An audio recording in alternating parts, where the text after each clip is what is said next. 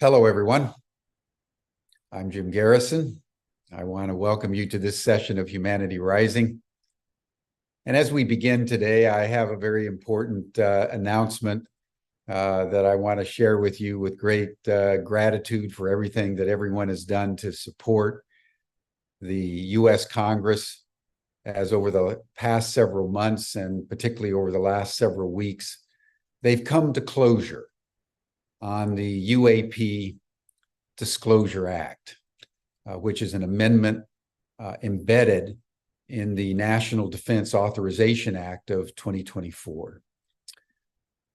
After much debate and internal politicking, the Reconciliation Committee, which is the committee on both the Senate side and the House side, have finalized the wording. It is now in the National Defense Authorization Act, the NDAA. And this week, possibly today, certainly by tomorrow, the Senate will have voted, and it's estimated by Wednesday, the House will vote. And it's basically an up or down vote on the defense authorization for 2024. And then it's sent to the White House for the signature of President Biden, who apparently was very supportive of the UAP Disclosure Act amendment. So now there is no more negotiations and rewriting. That's done. And we now await the final vote of the Senate and the House. And there's almost a 0.0001 possibility that the U.S. Congress will deny its own military the money that it needs to fight its wars in 2024. So we're essentially assured of passage. This is a momentous event. The U.S. government is codifying into law a mandate that all government agencies, all contracting corporations, begin a process starting January 1, 2024, to turn over all the information that they've gathered concerning the UFO phenomenon, which includes, as we've been detailing, both evidence of alien craft that have been recovered and retrieved, and also extraterrestrial biological entities that have been also retrieved, to begin a process of turning that information over to the National Archives of the Library of Congress, and that 3 committees in the Senate, 3 committees in the House, Government Oversight, Armed Services, and Intelligence, will oversee the process of disclosure. Very importantly, there's a clause in the bill that says that henceforth, no federal money will be allocated at any level to any defense contractor which does not first disclose the evidence pertaining to the UFOs, or what is now called UAP, unidentified anomalous phenomena. Only if they disclose the information to the National Archive and to Congress will they receive the funding. This is the first time in U.S. history where the Congress of the United States has put any restrictions on scientific or technical development. So this is a watershed enactment of legislation. I've said before that if passed, and it looks like it is going to be passed this week, this is the most important legislation in human history, because it is asserting that there's incontrovertible evidence that will be disclosed to the public over a process of time, that extraterrestrials exist, that extraterrestrial civilizations and beings have been on planet Earth, and there's evidence of contact and communication, and that the American public and the world public has the right to know. And it's being legislated with the imprimatur of the US government, passed by the Congress, signed into law by the president. So this is a strategic advance in human consciousness that, as I've been referring to it, it's really the second coming of fire. The first coming of fire came about 1 million years ago, when the ancestors of humans began to realize that if they used fire, they could cook food and transform nature into culture, and they could start to create tools and weapons by melting down metal and refashioning it. Everything that we have in civilization ultimately is derived from this single advance of the discovery of the use of fire. And now we have coming to us from outer space and other dimensions extraterrestrial beings who are bringing to us technologies essentially from the future, which, if unlocked through reverse engineering, could give us a capacity of unlimited extent. And so we are now at this moment of extraordinary duress, when, because of human misuse of fire and technology, we have brought the planetary ecosystem to the brink of destruction, and the human race and 1 million other species to the brink of extinction. It's an extraordinary thing that at this very moment, the government that's been doing the most damage is now releasing into the public domain the information, which, if we work out the implications of this information, will transform humanity's relationship with itself and transform humanity's relationship to the larger ecosystem. I'll have much more to say about that over the coming days, but this is very, very exciting.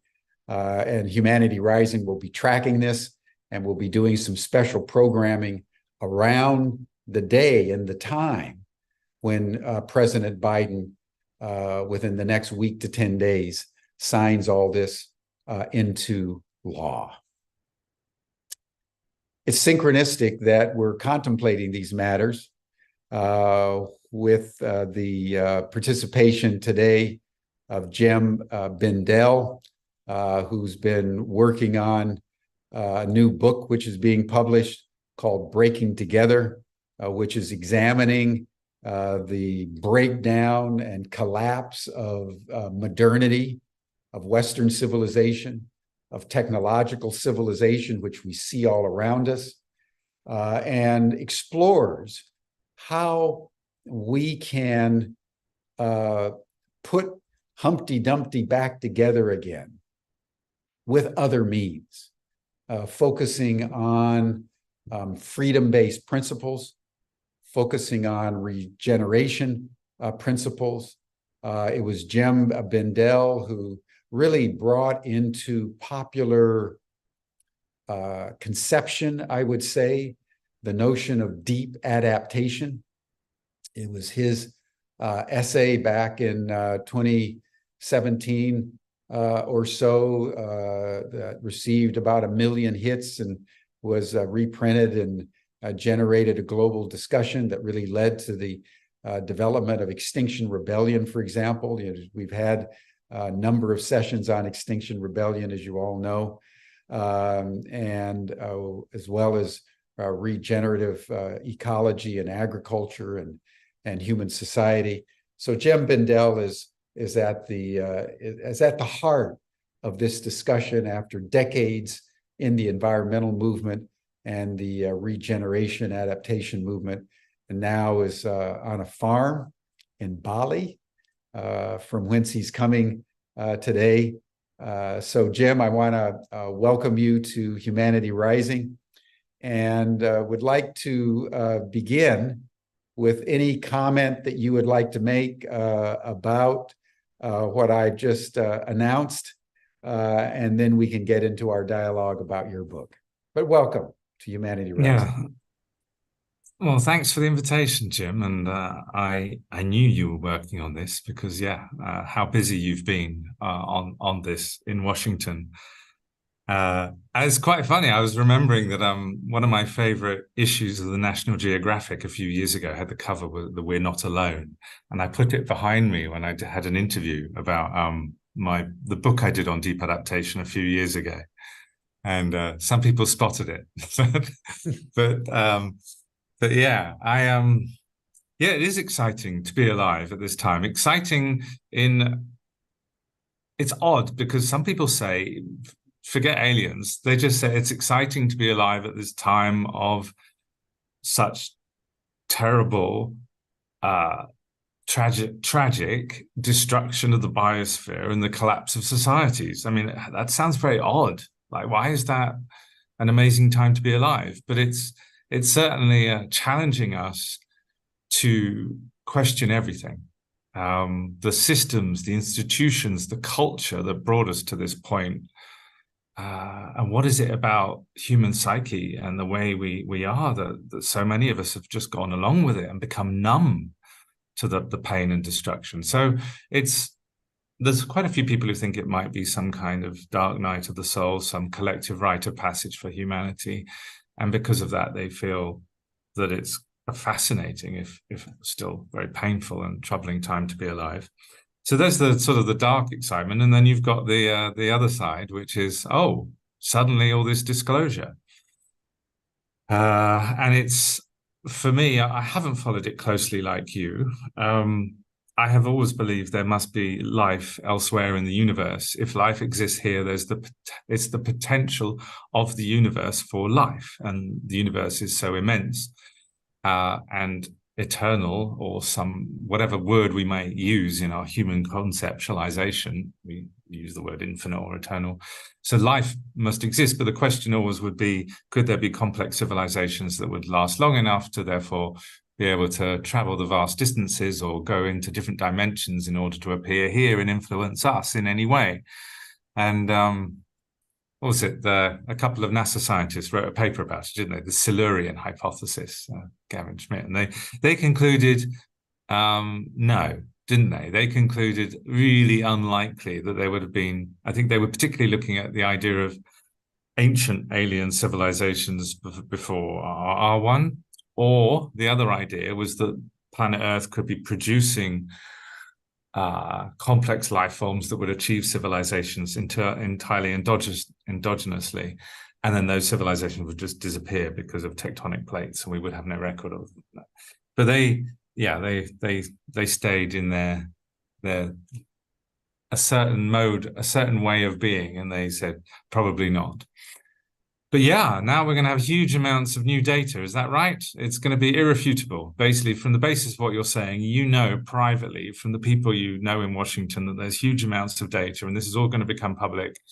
And therefore, the implication of this will be all the governments of the world and all the big institutions of the world, institutionalized religions, will all have to speak to the fact that extraterrestrials not only exist, but they've been here and they've been coming here for a very long time. Yeah, possibly even before humans existed. Yeah, just to say a word about the NASA scientists, they were assuming that these extraterrestrial beings couldn't travel faster than the speed of light. Okay. Mm-hmm. And if that was the case, then they would be largely correct. But what we Mm-hmm. now know from even the limited reverse engineering that has taken place, that if you can break through the limitation and the constraints of gravity, Mm-hmm. you can travel hypersonically. You can go into hyperdrive, as they referred to it in Star Wars, and move almost instantaneously from one part of the universe to another. Because Mm-hmm. if you understand the way the universe is constructed, and I'm sure you've done a lot of the research along the lines of Nassim Haramein, every little integer of infinitesimally small Planck constants are connected with every other integer, and it's just a matter of Mm-hmm. understanding the deeper laws of physics that allow advanced civilizations to do things that, from our point of view, given 21st century physics, seem to be miraculous and impossible. And that's one of the exciting things that's coming in with the technology that we're discovering from an examination of these alien craft, and also the alien bodies, is that the ETs that have been encountered communicate through mental telepathy, and they navigate the Mm-hmm. craft that they're in purely by the mind. Yeah, So we're on this threshold. That's why I was talking about this second coming of fire. I see. And that's why your book, Breaking Together, is so synchronistically on time, because this second coming of fire is coming right at the moment when our civilizational structures and modernity itself are collapsing, in the way that you have been describing. So I think it would be very interesting to have you lay out how Yeah, you understand breaking together and the collapse of modernity. I want to, but just some other thoughts just on Sure, sure. although I didn't know I was going to talk about this, but obviously it's a big day in the history of the UFO, now UAP, saga. And yeah, Please.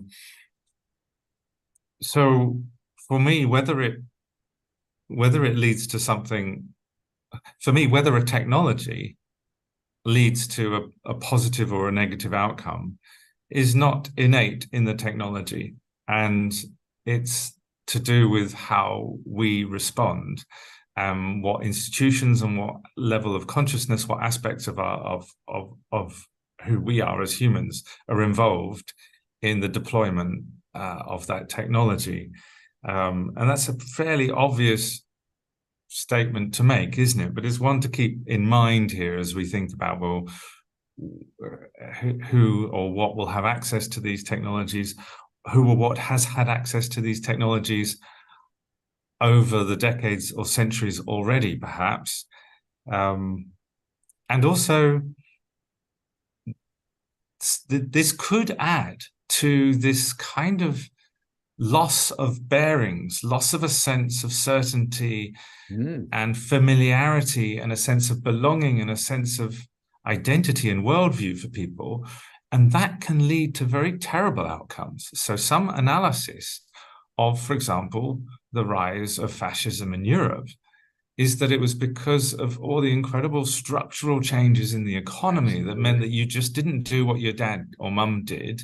There was this huge rural urban migration, and people lost their bearings, and therefore they were vulnerable to the story of extreme nationalism, and so the same, if people are losing their bearings now and everything that they thought was certain is no longer seeming certain, there's both a huge opportunity, as I mentioned at the start, for an awakening, but there's also a huge possibility for mass manipulation. And the most obvious ones for that are to then say, well, we've got to be careful, we might be under attack.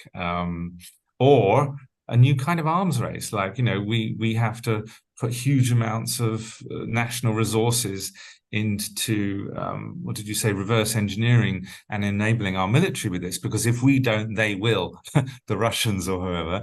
And this could all be used in a bad way.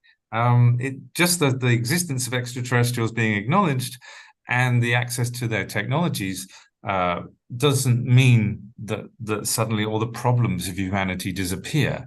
So I'm interested in, for me, it just means there's a whole new realm of work to be done, rather than just immediate magical answers to be found. So that's maybe just the way I am, and how the way I've observed technology, and how I'm generally not an eco-modernist. I'm not someone who thinks that we can eureka our way out of biospheric collapse. So one of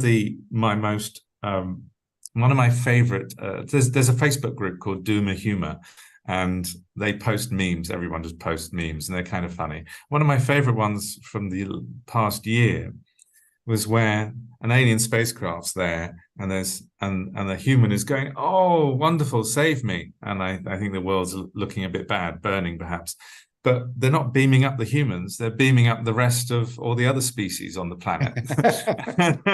And of course, that's an old story in science fiction, isn't it? If they show up, if they're a highly intelligent and compassionate species, how compassionate are they going to feel towards Homo sapiens, or at least certainly those of us who live the modern destructive industrial consumer life that we do?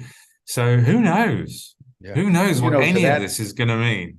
Yeah, to that point, I think that's I hope you could send that to me if you still got it, because I will. Yeah. That's the essential point that all the extraterrestrials are saying to anybody who's reporting communications, is exactly that point, that humanity has become a virus, consuming itself and the host, and that the passion we seem to have for killing each other and damaging each other, like what is happening in Gaza, for example, is unimaginable with any other species. Yeah. And I think what they're communicating is that if humanity is going to survive its ET moment, it has to radically transform human relations and humanity's relationship with the larger ecosystem, or we're going to be left behind in a fundamental way, because any advanced civilization will seek to eliminate the viruses to ensure that the life form on planet Earth is kept as pristine as possible. And that's another thing. Analogy. That's another thing. I like the analogy from for the first peoples, where they don't talk about Homo sapiens as a virus, because they weren't anthropocentric, so they didn't see us as separate in the way of other cultures. But they talk about the white person that came and arrived as being infected by a wetico virus, which is the idea of seeing themselves as entirely separate and needing to dominate and control and exploit and extract, which they saw it as a kind of a mind virus of a deep insecurity,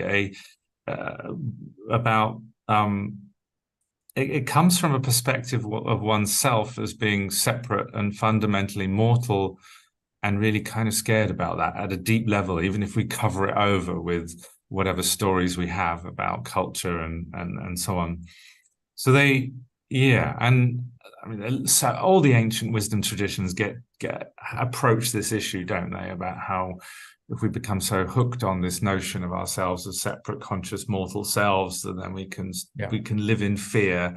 And some people would say modernity and modern civilization is perhaps also just all built on a lot of that fear, as well as built on love too. But still, this defensiveness, acquisitiveness, competition, striving, fighting, dominating, and as you say, taking to an absolutely unbelievable,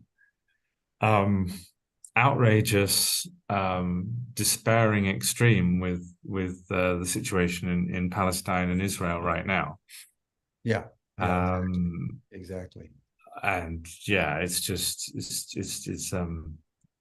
unimaginable. it's a cliche, isn't it, to say, oh, here are we in 2023 and we're actually witnessing this kind of behavior, collective punishment, and the dehumanization of people, and that the world has an opinion, which is ceasefire. That's obvious, and it's been that way for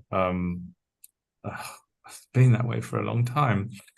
But then nothing changes because of the way the power is and who's got the power. And so yeah, it's just super painful. It's like I even now limit how much I look at it. I check in once a day, but I know I'm going to just go and now look at the news in a way where I have to prepare myself. And Yeah. then I think, oh, what can I do?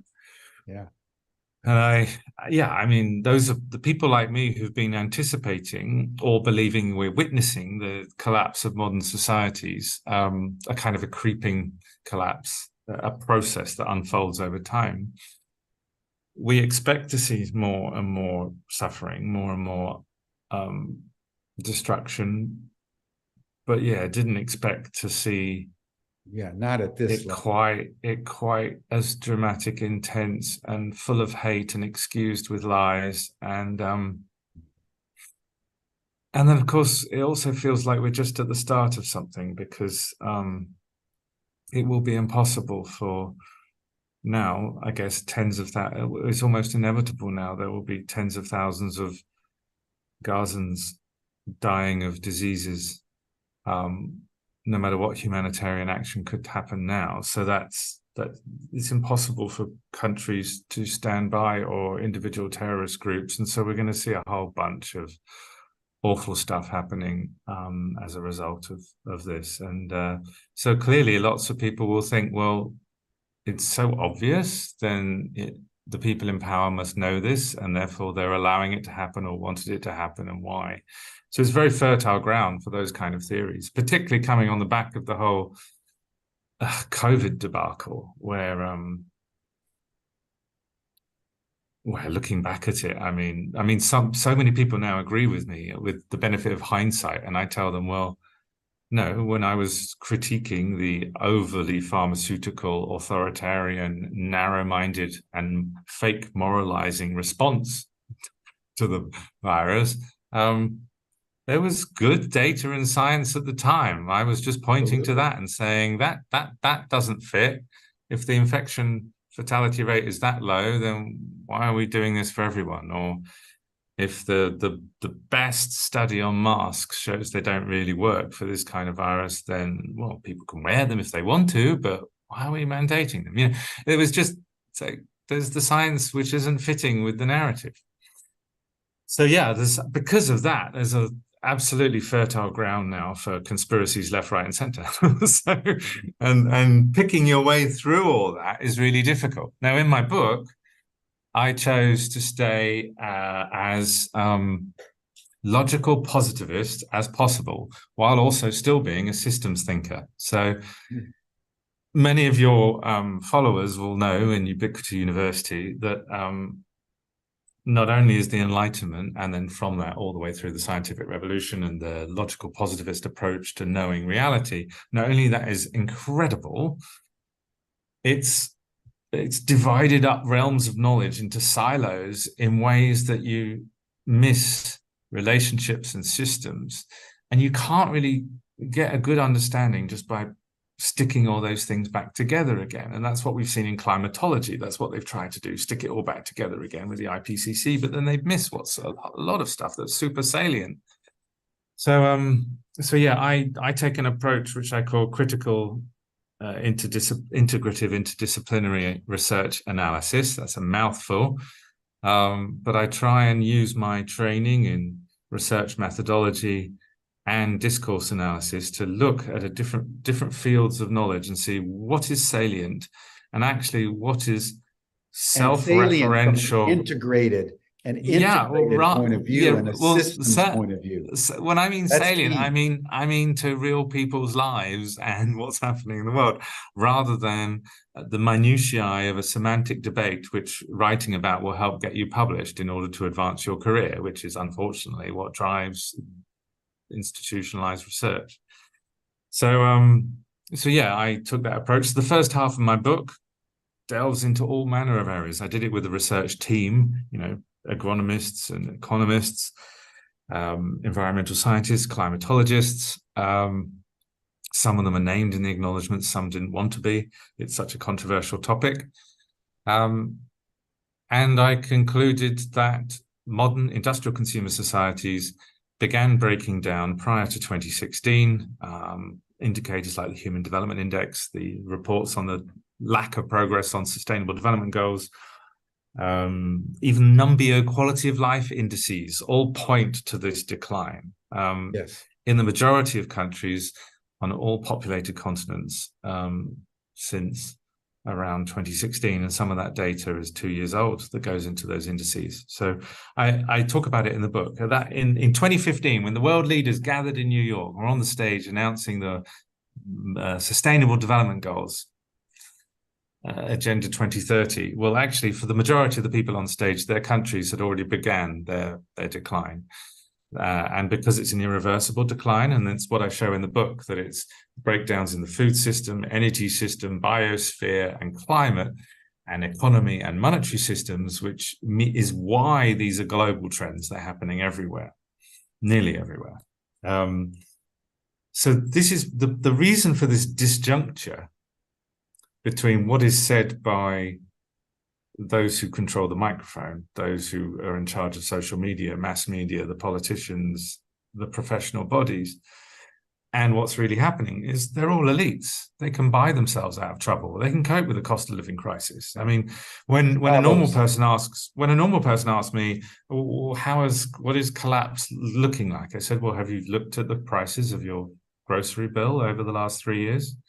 So you can trace a lot of that back. That's not just happening here, it's happening everywhere. You can't just blame Biden or Trump or whoever you want to blame. It's happening everywhere. And this is because of the crumbling of the foundations of the modern way of life. And most people live in urban environments and are dependent on industrial mass-produced products now, including food. So that's the first half of the book. Are there any? Let's pause there and go into it a little deeply.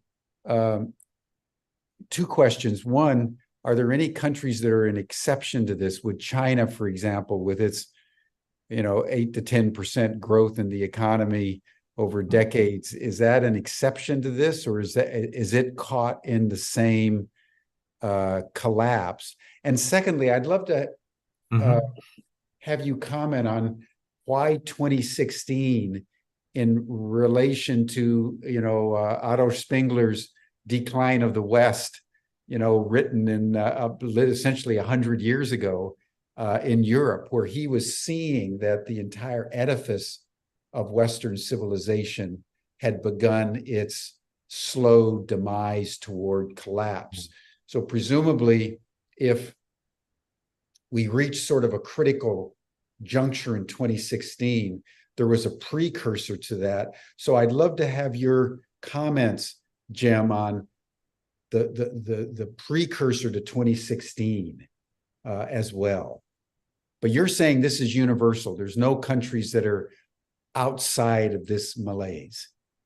Yeah, not quite. So it's the majority of non-OECD countries since 2016 on all continents, but that's not all. And I'll come back to your question in a sec. And it's the majority of OECD rich countries since 2019. So before the pandemic, we can't blame the pandemic, either the disease or the stupid policies on the pandemic as the reason this happened before. So it's which countries do, I'd have to go back and look at all the data. It's chapter 1. So the book came out I finished writing it in March this year. It came out on May the 9th. You can download it for free as an EPUB as well as buying it from all good online retailers. Yeah, Africa.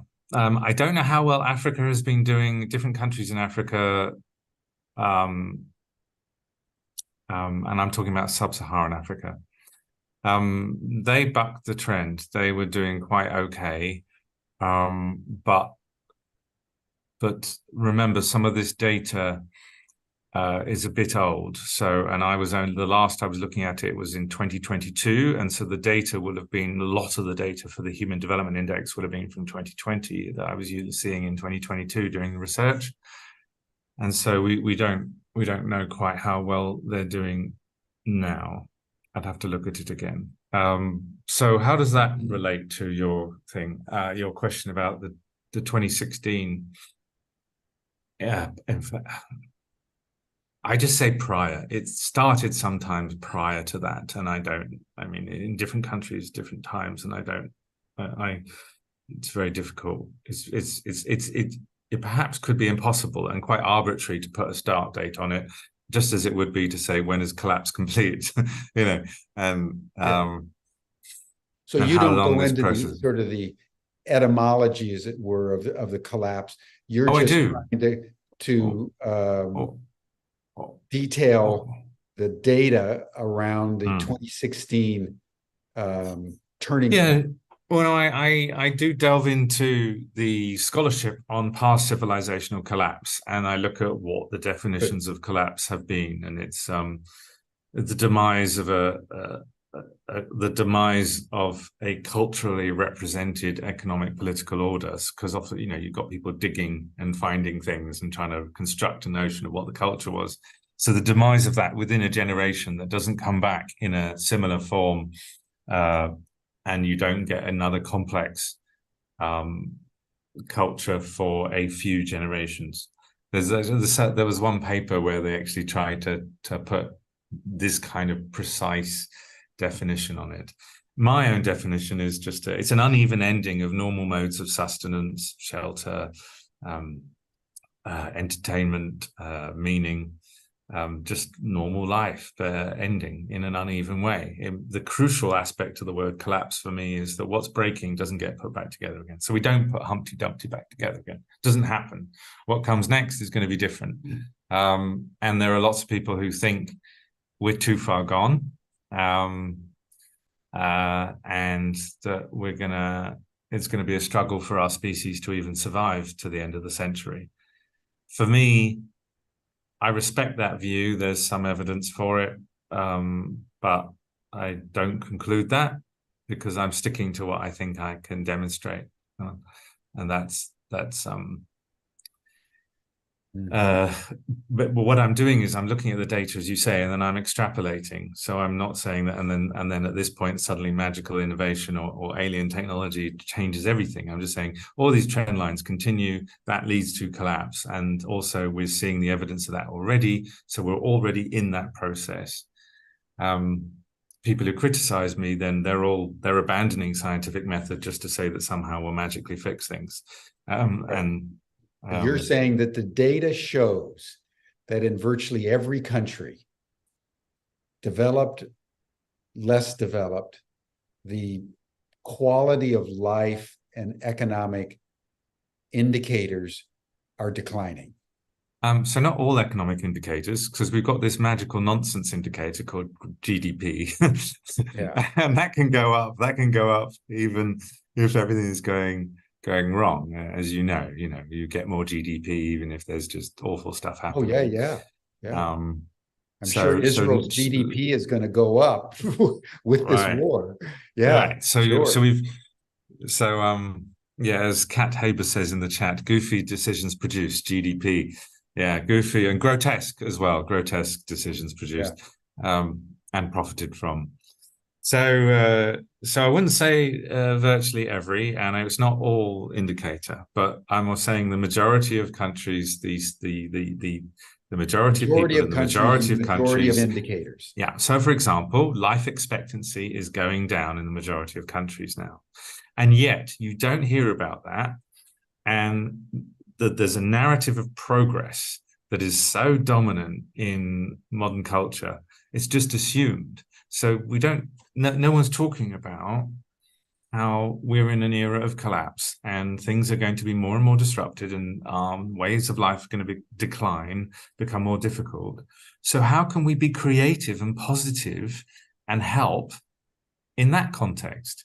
The center and the left are in total denial. I'm talking about politics, in total denial of that. And so the only people who've tuned into that sentiment are the right-wing reactionary nostalgia politicians, like Make America Great Again, or in Britain, let's take back control, or in the Philippines, let's elect a dictator's son again. You know, it's put the clock back stuff. Well, that doesn't help. So I actually speak to that. And my book is inviting more discussion about what a solidarity-based and freedom-loving, rights-protecting, compassionate politics would look like for an era of collapse. Now, I still think that I don't talk about it in the book. I still think that would fit with your own curiosity, passion, and work on extraterrestrials, because you know, things are really bad. Wouldn't it be if at least one of the extraterrestrial species out there likes us a bit, then that would help, maybe. Take a couple of us with them. Or if there is some great technology that we could use, I'm all in favor of that. So I'm not a techno-salvationist. I'm not a technotopian, but I am someone who uses technology when I think it's useful. And I would have, you know, I would have loved if we'd taken different pathways on nuclear power rather than the ones that we did, and then we'd have far safer nuclear industry today. We're at that moment with AI where we could take a safer path rather than a non-one. I mean, what my book is one of the is actually available through an AI chatbot now. So you can actually ask questions of Gembot, which is entirely based on my book. So I'm certainly not a technophobe. I realized that because I retained copyright with my publisher, I could do that. And it's one of the first nonfiction books in the world. Maybe it's the first where there's a whole chatbot which is entirely based on the book, and you can talk to it and ask it questions. Amazing. So yeah. And so a journalist, this is definitely a world first, a journalist interviewed me and my chatbot and then compared the answers. So I tell you. Well, how do you see these massive technological advances and breakthroughs, like say AI, affecting the collapse? Is it both accentuating the collapse? You know, the old saying, things are getting better and better, worse and worse, faster and faster. Does a phenomenon like AI accentuate the getting worse and the getting better faster and faster? So how does, like, say, AI, because that would extrapolate to ET technology, because you have these explosively transformational technologies coming into human consciousness right at the moment when, as you say, the social structure of modernity itself is beginning to collapse under our feet. So I'm not an expert in AI, but I think it is. Just philosophically, it is. What would be your okay. sense? I'm worried. I think AI is an amazing tool, but AGI, artificial general intelligence, where some software programmers have decided to let the software program choose its own aims.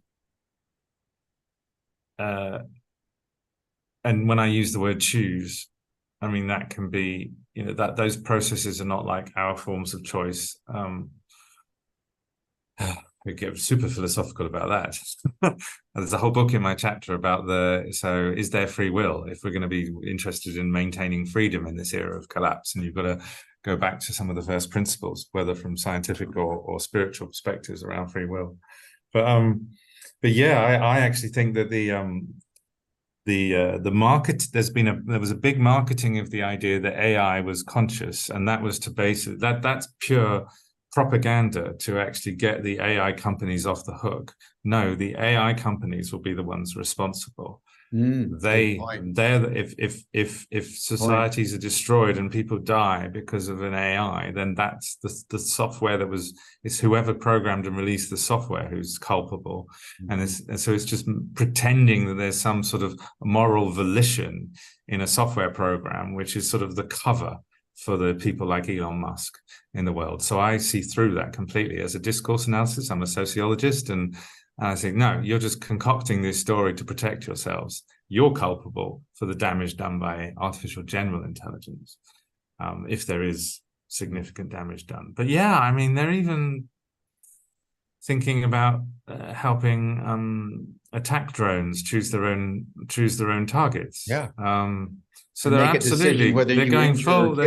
Yeah, they're going full Terminator with this. It's as if Terminator wasn't just a scary warning of the future. It's being used as a template for future warfare. Exactly. Now, let me ask you a related question, because I think you are uniquely placed to comment, because you were one of the Davos sort of up and coming young leaders years ago. And now you're increasingly critical of that globalist techno-utopian Yuval Harari approach to the next phase of civilization. Speak to us about your evolving consideration of the World Economic Forum and the designs of the global elite for the future of humanity.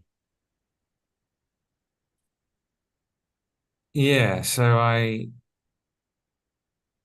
my whole career as an environmentalist since 1995 up until 2017 was driven by the idea that I wanted to be as responsible as possible, and that was meant to be as effective as possible on environmental conservation and social justice and equity, and trying to find a way of addressing those things at the same time. So I was driven, therefore, by, well, where's the power in the world? Because governments don't seem to be doing very much on this. And so I went and worked in the field of corporate sustainability and learned all about finance, not because I liked it, it's super boring for me, but I thought I needed to learn about corporations and finance. And I ended up becoming a consultant in that field and helping create. I mean, I wrote the initial template for the Marine Stewardship Council to certify seafood, to provide a mechanism for green consumption and save the world's fisheries. Yeah, I was totally in the vanguard of that, and I was obsessed, and it served my ego fantastically well. The head of Kofi Annan, the former UN Secretary General's office, Georg Kell, read one of my papers about how NGOs were working with businesses to leverage consumer demand to make businesses change and do what governments should have been doing but weren't. He read that paper and decided to create the UN Global Compact, which then became the world's biggest CSR, corporate social responsibility initiative. I was so into all of that. And that's why when I met one of the founders of the Young Global Leaders Initiative in Geneva, where I was living, and she told me about it and said, "Oh, you're absolutely the kind of person we're interested in with your connections and your work or whatever." And within a couple of years, I'd been nominated and was appointed a Young Global Leader for 5 years. Gives you access to some stuff, but you do sort of have to play ball. So I write about it in the book. There's a section in my book about when growth became God, and it was I think maybe my second time at Davos, where I was sitting in a circle with don't know whether I can say, but certainly a billionaire, a couple of heads of the biggest banks in the world, or they were going to be their future CEOs. And we were all sort of encouraged to see GDP growth as the spreading of growth and the gospel of growth as some sort of sacred task for ourselves. It was really weird. And so I just felt like a heathen in that setting. So I always felt a bit awkward, but I thought I've got to stick at it and network and talk about the need for a more fundamental systemic change. What I realized is the public program is just for show, and it's just to have for people to be on the platform talking nonsense just to show, in order to look like they'd made it. And I didn't meet any statespersons there, really. I'm talking about, people who knew a lot and cared a lot and were acting on it. It helped me realize that no one from the top's coming to save anybody or sort anything out. That was my experience over the years. Exactly. They'll do some nice little projects here and there, which will make themselves feel better without giving up any of their power or prestige. Exactly. They will buy into narratives that make themselves feel better in their privilege, and they'll avoid those people and those narratives that make them feel awkward. And I also learned about how absolutely it's a country club of global elites that actually then does help push forward the agenda of elites. And in the past, that was neoliberal globalization. So the World Economic Forum did come up in the 80s with the idea that we need the WTO, the World Trade Organization, to formalize these trade treaties and have a proper mechanism for disciplining governments that didn't play along. And so they are this country club that comes up with ideas that then helps influence agendas. And so the people who've made the problem in the first place of all this ecological destruction and this terrible issue with climate change, there's absolutely no self-awareness of that, and therefore they think that suddenly they're the ones to fix it with their same stupid, self-interested, top-down ideology. So I have a whole chapter about resisting the fake green globalists. That's the title of the chapter. Because not only do I celebrate people doing amazing things with their awareness of societal breakdown and collapse, I also have a chapter about what we need to resist. And I do go into a fair bit into stupid things like carbon capture and storage, and also carbon markets and offsets, and how this just so much time wasted, and also so many people alienated by. So now so many people who are new to climate issues, they just think it's some conspiracy of the global elites. And I say, well, I studied climate change at Cambridge University in 1993, and I've been working on it since, and I can tell you about it. And just because Bill Gates now has got on board on this topic, I couldn't give a shit what Bill Gates thinks. He hasn't got the background. I know he's got a whole book on this, but I don't even want to read it because he's not the person to listen to on this. Exactly. So just because we're annoyed at him, and it doesn't mean that there isn't a problem to deal with. But no, I went to, we actually, first time we chatted, Jim, was a year ago when I was at COP27 in Egypt, the first and only time I went to a COP. So almost exactly a year ago. And I was there to give a few speeches, and one of them was to say there's a growing backlash against any action on climate change. It is because of the valid suspicion of authority that's spread worldwide because of the stupid COVID policies. When I'm very happy to say they were stupid, and they were just serving corporate profits, and they were damaging all aspects of society, mental health, physical health, enhanced extreme inequality, gave far too much power to big tech. It's just awful in so many ways. I said, look at this, and I used sentiment analysis, saying there's more people talking about climate hoax, and by July 2022 online than talking about climate justice or all these other things. And so there's this huge thing that's happening. And I argued that this is because of the corporate hijack and the elitist hijack of the environmental agenda. Exactly.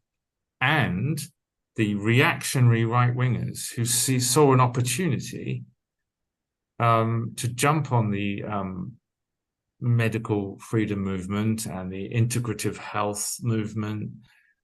They weren't the first ones to critique the COVID policies, not at all. People like Jordan Peterson didn't speak out against it until about January 2022. I mean, these are Johnny come latelys to medical freedom, but then they suddenly it's now seen as like they're all the champions of COVID skepticism and defending your bodily autonomy. No, they weren't. Where were they during 2020 and 2021 when people were saying, "Hold on, is this the way to go? Is this proportionate? Is this effective? Hold on." No, they weren't there at all. So yeah, we have a big issue here with I argue in the book that the mainstream environmental movement has had its day. The top environmental journalists, they're all part of the problem. They are anti-radicals. They are unhelpful. They've bystanded very destructive policies, and therefore the ordinary people of the planet just don't want to listen to them anymore. And they don't realize it because they're in an echo chamber but people are turning away from them. So I talk about eco-libertarianism in the book, and I distinguish it from right libertarianism.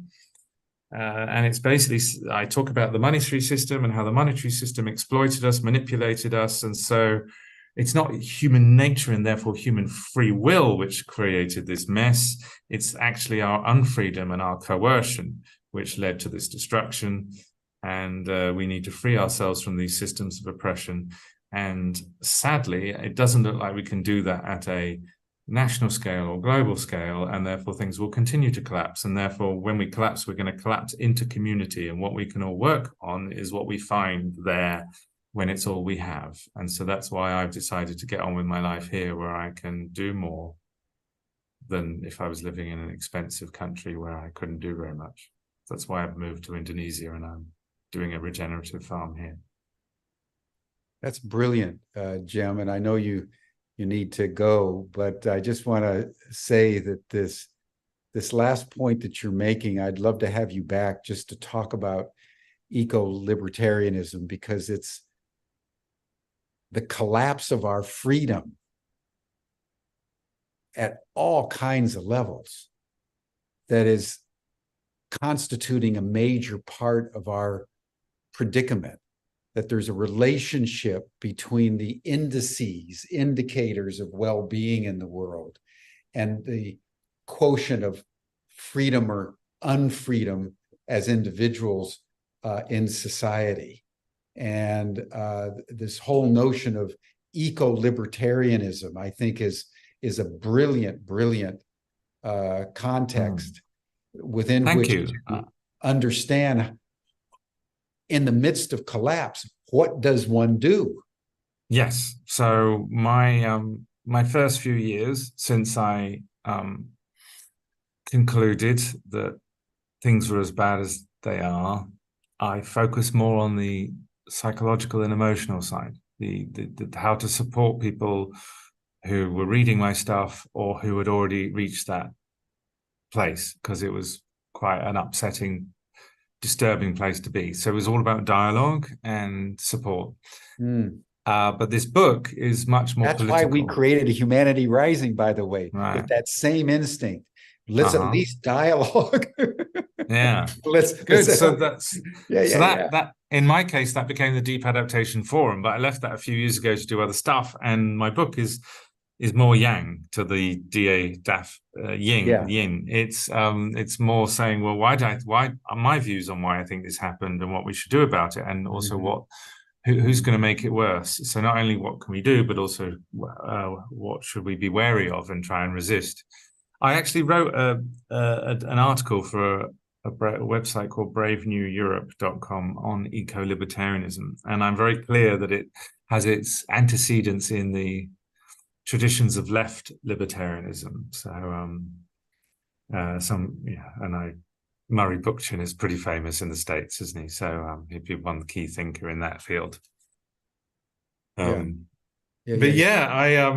Thanks for hearing me out. Oh, this is brilliant stuff, Jim. You're a rare intelligence, and I just want to acknowledge that at so many levels and in such powerfully impactful ways. And would love to have you back just to explore eco-libertarianism, because I think it's providing a key that a lot of people are looking for. Because, I'm an activist. I've been an activist, Mm-hmm. Since the 60s and fighting, against the Vietnam War and then the nuclear power movement Okay. and this and that and that. Our instinct is to engage in activism to make a difference. But the question that you're asking is the question that more and more people are asking. Well, what does activism mean when you can't make any difference anymore at the meta level of the collapse that you're witnessing all around you? And I think that issue, that question, is seminal for humanity right now. And so how we understand what to do in the midst of collapse Yes. that isn't cynical or dystopian, but actually empowering is, I think, the $64,000 question, as they say. And I think you've got a track on it that I think is deep. And I just want to acknowledge that. And maybe in the new year, we can explore it more deeply. Yeah, happy to. And you put your finger on it. I'm really happy that many of the people who were affected by my deep adaptation paper to join and help lead Extinction Rebellion, they've read my book, and it's been very affirming for where they've got to in their own learning and their own choices about what they're doing next. So they're all in different ways accepting that we're not going to achieve net zero by 2025, which was the first demand. That's 2 years away. The first demand of Extinction Rebellion. And they're also accepting that even if we did, that wouldn't work, because we've got the end of global dimming that would come with that, which will lead to a spike in temperatures, and we've got such terrible deforestation and all sorts of things, and so much momentum in the system of the climate system that a lot of troubles to come anyway. So they're in their all various different ways with a political consciousness thinking, okay, the systems as we know them are going to break down. So what do we do to help each other? And what do we do to act in solidarity with those who are suffering the most right now and who are going to suffer the most sooner than us? So there can be a turning inward, a sort of a bunker mentality that some people can have. And even those people who want to sort of plant garden beds, not dig bunkers, can still be a little bit turning inward. And what I'm pleased to see is that a lot of people are thinking, well, no, how do I also live and act in solidarity with those who are going to be suffering more than me as things break down? So for me, doing my regenerative farm and donating to medical aid for Palestine and the Israeli-Palestine Joint Competence for Peace initiative, like it's not doing stuff instead of stuff, it's doing bits of it all that but in a more directed way, in a more consciously directed way. Yeah. Yeah. All right, cheers. Night, everybody. It's okay, 1 a.m. here in agreed Indonesia. that he had to be in bed by 1 a.m., everybody, in Bali. So, Jim, this has been brilliant. Thank you so much. I should give a plug, actually. I should give a plug. For those Buddhists among you, you'll probably know the word Beckenze. I might type it in. Oh, no, I don't know. How do I send this? To everyone, here we go. I'm going to type in the name of my farm and farm school. There you go, beckenze.net. You might have to put www in front of that, and go and check it out, what I'm doing. And we need your help. So help Palestine and also maybe help us lot too. Cheers. Thank you, Jim. Bye-bye. Breaking Together, everyone. That's Jim's new book. I encourage all of you to read it and explore eco-libertarianism as a pathway, among others, but an important pathway into the chaos that's coming. So thank you, Jim. Thank you all. You're all welcome to the after session chat. You'll see the link in the chat box, and then we'll see you all again here tomorrow for an exploration of the 12-step program and how that applies to our societal challenges globally. Thank you, Jim. Thank you, everyone. Bye-bye. Bye for now.